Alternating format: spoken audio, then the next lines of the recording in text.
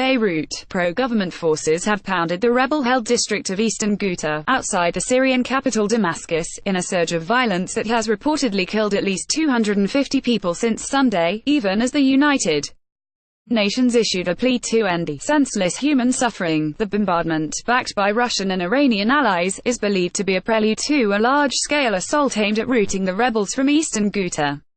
It comes as the government of President Bashar al-Assad tries to reassert control over Syria throughout the country. Members of the Syrian Civil Defence group extinguish a store during airstrikes and shelling by Syrian government forces, in Ghouta, a suburb of Damascus, Syria. Photo, up on Tuesday, pro-government militias advanced towards the city of Afrin, in northwestern Syria, in an attempt to join Kurdish militias that were defending the enclave from Turkish troops advancing from the north.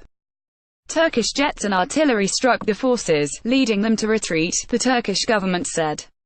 The Syrian government's move against Turkey and their allied militias threatened to unravel months of diplomatic efforts among Russia, Turkey and Iran to de-escalate the conflict. But it also signaled a new phase of the war, with greater potential for direct clashes among outside powers including Turkey, Russia, Iran and the United States.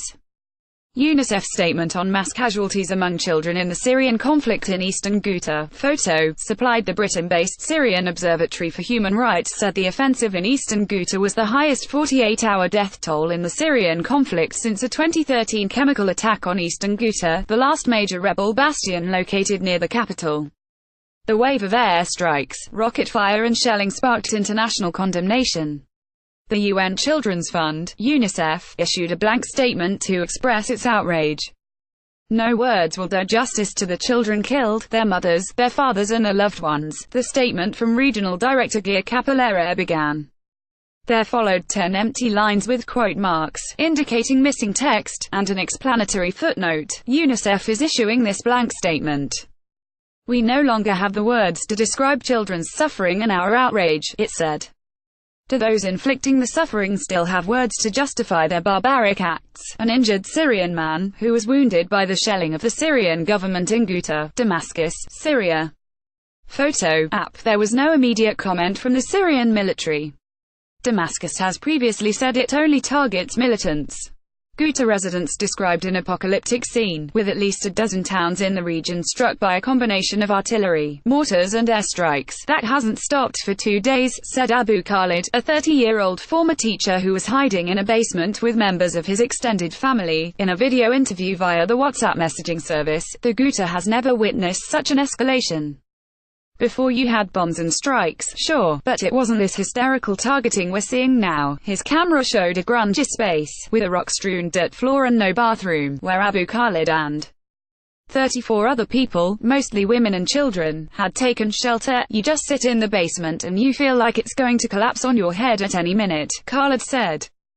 Siraj Mahmoud, spokesman for Syrian Civil Defence, a team of first responders known as the White Helmets, said the bombardment campaign had been relentless. Warplanes are attacking schools, markets, with all types of weapons. And it's methodical. It's a catastrophe, he said.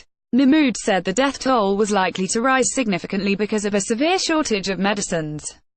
Medical centers were also targeted, with at least 5 hospitals rendered inoperative, according to activists. The UN confirmed several had been hit. There are no safe areas whatsoever in eastern Ghouta, Mahmoud said. Recent violence in the besieged suburb is part of a wider surge in fighting on several fronts as President al-Assad's military pushes to end the 7-year rebellion against him. The observatory said the bombardment had killed more than 106 adults and children in eastern Ghouta on Tuesday alone. Reuters, Los Angeles Times, New York Times.